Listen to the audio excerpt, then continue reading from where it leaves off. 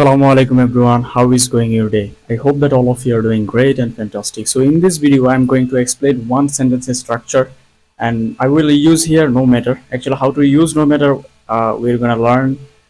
So after watching this video you will realize how much information about sentence structure you will got. So now I want to discuss this sentence with the meaning.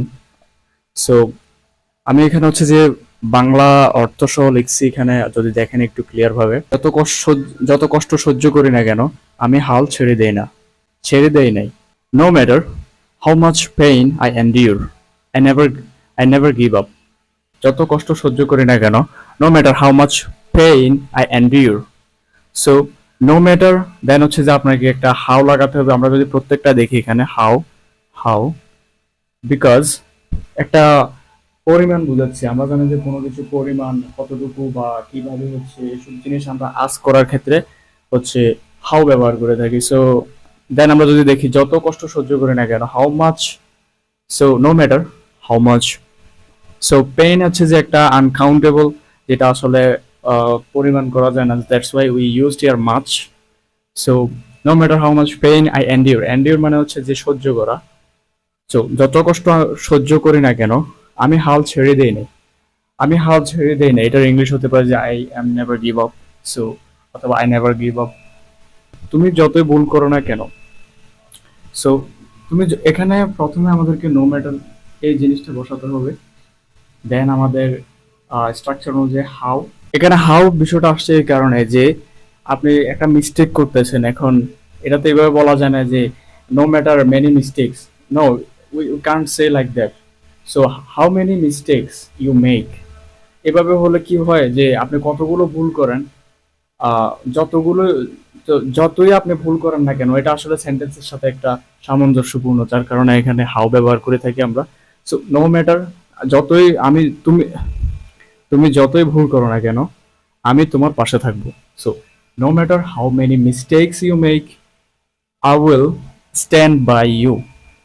So I will, so এটা হচ্ছে short form I will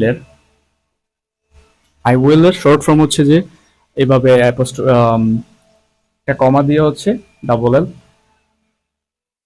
so আমরা যদি তারপরের বাক্যটা যাই, যত ব্যস্ত থাকি না কেন। সো যতই আসছে, সো আমরা ব্যবহার করতে পারি নো ম্যাটার। দেন হচ্ছে আমাদের হাউ ব্যবহার করতে হবে। No matter how busy I am, যতই ব্যস্ত থাকি না কেন আমি প্রতিদিন নামাজ পড়ি। I pray everyday. সো যতই ব্যস্ত থাকি না কেন, how much busy I am, I pray everyday. Then যদি আমরা দেখি, সে যতই ধনী হোক না কেন সে কখনোই অহংকারী নয়। সে যতই ধনী হোক না কেন, no matter how rich he is, সে কখনোই অহংকারী নয়। He is never arrogant. Arrogant হচ্ছে এখানে এই যে অহংকারে যে বাংলাটা, এটার মিনিং হচ্ছে যে অ্যারোগেন্ট। সো আমরা যদি আরেকটু রিক্যাপ করি, যতই কষ্ট সহ্য করি না কেন, no matter how much pain I endure, আমি হাল ছেড়ে দেই নাই। I never give up. তুমি যতই ভুল করো না কেন আমি তোমার পাশে থাকবো। No matter how many mistakes you make, I will stand by you. Okay, no matter how many mistakes you make, I will stand by you. যতই ব্যস্ত থাকি না কেন আমি প্রতিদিন নামাজ পড়ি। no matter how busy I am, I pray every day. দেন যদি দেখি সে যতই ধনী হোক না কেন সে কখনোই অহংকারী নয়। no matter how rich he is never arrogant. He is never arrogant. So এটাই ছিল মূলত আজকের সেন্টেন্স স্ট্রাকচার নিয়ে video. This is my first time I am recording myself with like teaching some resources in English. So definitely